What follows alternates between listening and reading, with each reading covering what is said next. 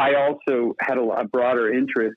And to be totally honest, I'm ambitious, and I didn't want to be in my 50s and having to beg for work or have people throw me bones. So I knew that the comedy road would dry up, or at least not be as fruitful. And I was going to have to really develop other skills in order to be able to continue working. And you were talking about failure as a stepping stone. I honestly would not have had any of the success I had I not had some really brutal, painful failures that taught me the bigger lesson. I mean, you learn so much more from failure than you do from success. Something successful, you get a lot of accolades, but you never look back and go, what did I do that made that work? In fact, the mistake is often going, what did I do that made that work? Because then people try to repeat themselves in success. But with failure, if you are able to go, where did I blow it?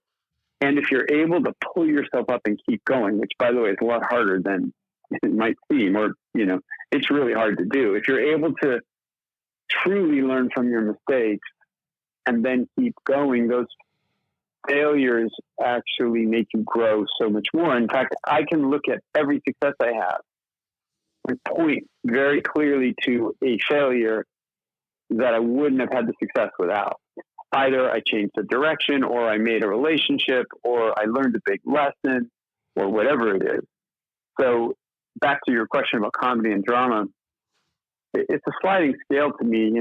I don't think humor ever hurts anything, but what's important is if you're writing a thriller, it's thrilling. A horror film, it's terror. It's terrifying. If you're writing a comedy, it's funny. If you're, or you're writing some blend of those things, you have to be able to look at what the essential core is of the thing you're writing. What I'll use a pretentious word, whatever the itness of it is. What is it trying to tell you it is?